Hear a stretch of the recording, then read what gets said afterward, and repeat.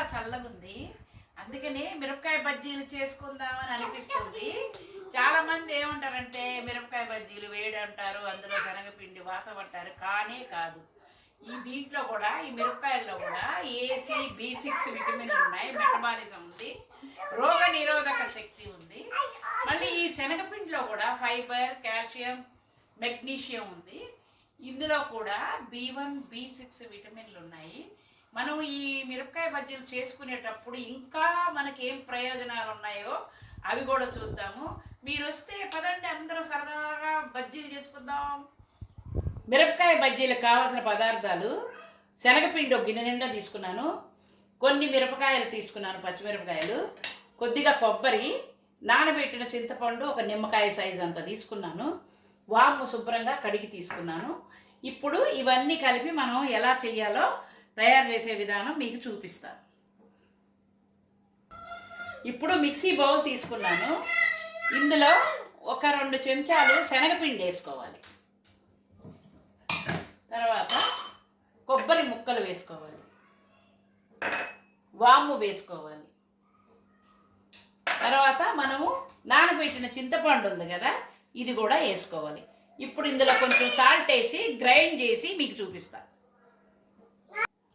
మనము మిక్సీ జార్లో వేసుకున్నాం కదా, చింతపండు, వాము, సాల్ట్, కొంచెం శనగపిండి, కొబ్బరి ఇవన్నీ వేసుకున్నాం. పేస్ట్ చేస్తే ఈ విధంగా వచ్చింది.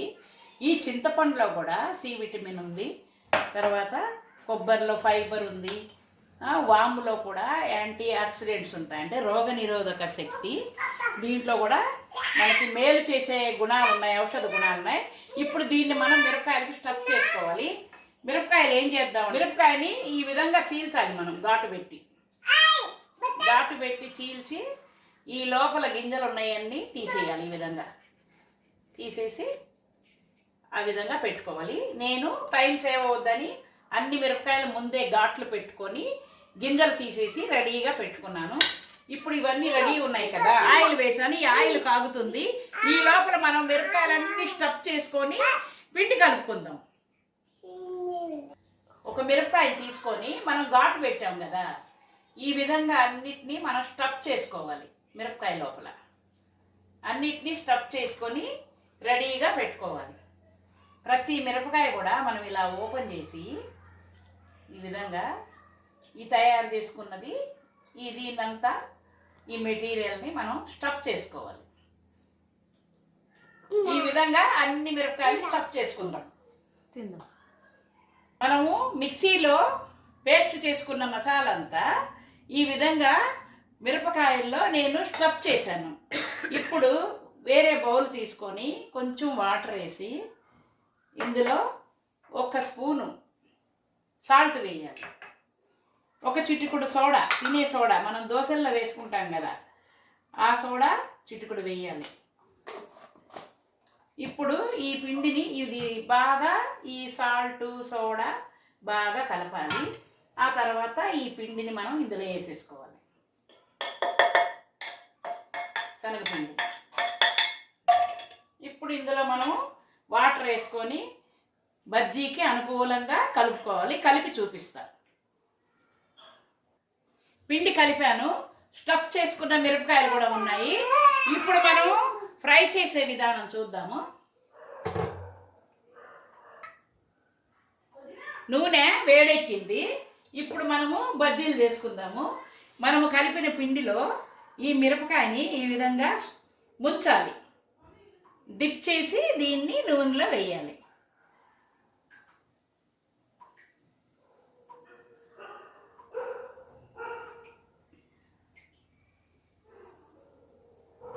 అన్ని మిరపకాయల్ని ఈ విధంగా నూనెలో వేయాలి.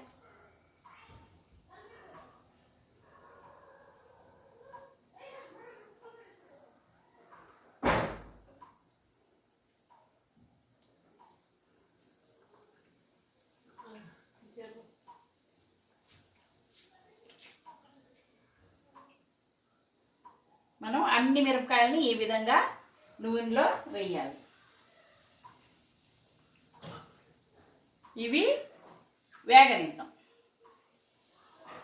కాసేపు వేగాలి.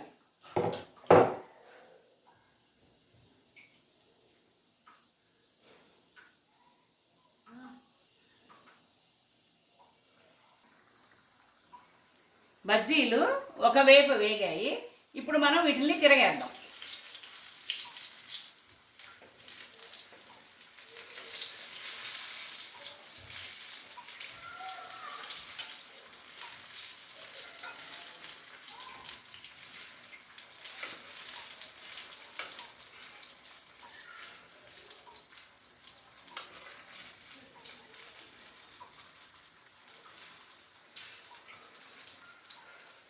బజ్జీలు తిరగేసాము.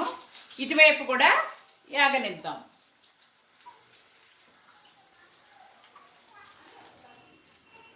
బజ్జీలు రెండు వైపులా బాగా ఏగిపోయినాయి. ఇప్పుడు మనము ప్లేట్లోకి తీసుకుందాం.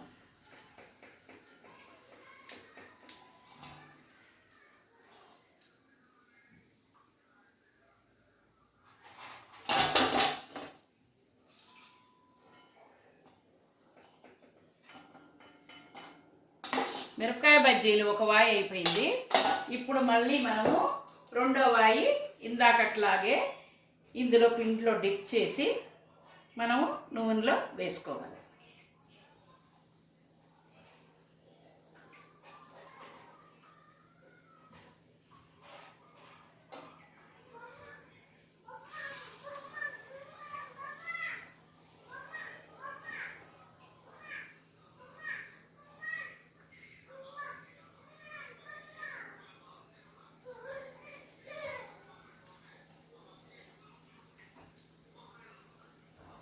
ఈ విధంగా రెండోసారి కూడా బజ్జీలు వేసుకొని ఇవి మళ్ళీ వేగిన తర్వాత తిప్పుకుంటూ అన్ని బజ్జీలు ఈ విధంగానే వేపాలి.